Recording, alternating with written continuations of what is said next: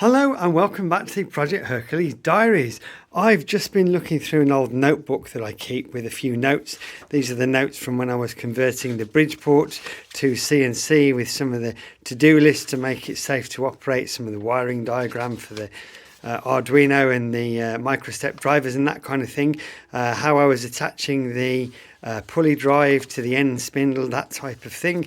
And it's quite interesting to look back on when you're sort of between jobs in the shed to refresh yourself of where you're at. And I knew I had it somewhere. The engine cases, when we had them cast, I weighed them on the trusty rusty bathroom scales, which belong in the bathroom. They're not in the shed. That is a complete illusion. And if the missus watches this, honestly, that's it's a camera trick. The bathroom scales are always in the bathroom, I promise. Right, so I weighed them on the bathroom scales, and these were the weights of the cases. Now we're about to start taking the cases apart from the real engine there so we can do the final assembly. And one of the things I'll be interested to do is to weigh the cases to see how much metal we took off them when we did the machining. So I've machined the cases. Obviously the edges are flat, the bearings have been machined, the inside's been machined, the holes have been drilled, it's been tapped, the oil ways have been cut in. So I'm going to weigh these now and the timing cover and see how much material, how much weight has been removed in making the engine cases. Just as a point of interest, before we do final assembly. Final assembly will be the week after next. Next week I'm on holiday, but the week after is a full-on week of doing the final assembly with Loctite and instant gasket and a gasket and that kind of thing. So I'm going to pull them apart now and get them weighed. So stand by. So there we have it. The scales don't lie, as they say, and these are the scores on the door. So the drive side, which is this casing here, is 1.6 kilograms lighter than when the original casting came back. So that's the machining of this face here. It's the boring out of here. It's the taking out the material here.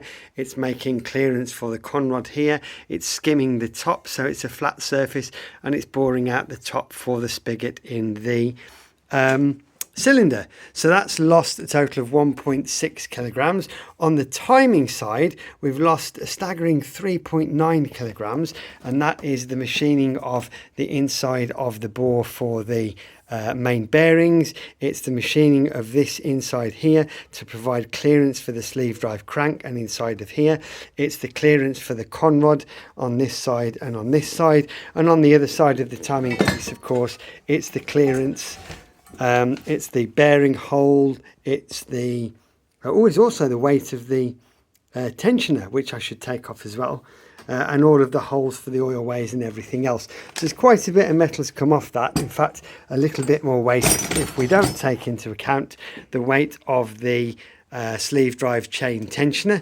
And so that's 3.9 kilograms. And finally, the timing cover, all of the oil ways here, skimming the side, skimming the end here, making the bearing housing and the oil ways that are drilled all the way through, has lost us 0.5 kilogram. So it's a total weight loss of 6 kilograms just out of interest. So that's just something I wondered. It's always good to write things down, make a few notes when you're making stuff, and now we know. So there's about 6 kilograms of machining that's come off those cases to get them ready for final assembly, which will be next on the list. So there we go. Having made a great big right royal mess in the shed, it's now time to have a bit of a tidy up and then a cup of tea and then go to bed. What a rock and roll lifestyle, eh?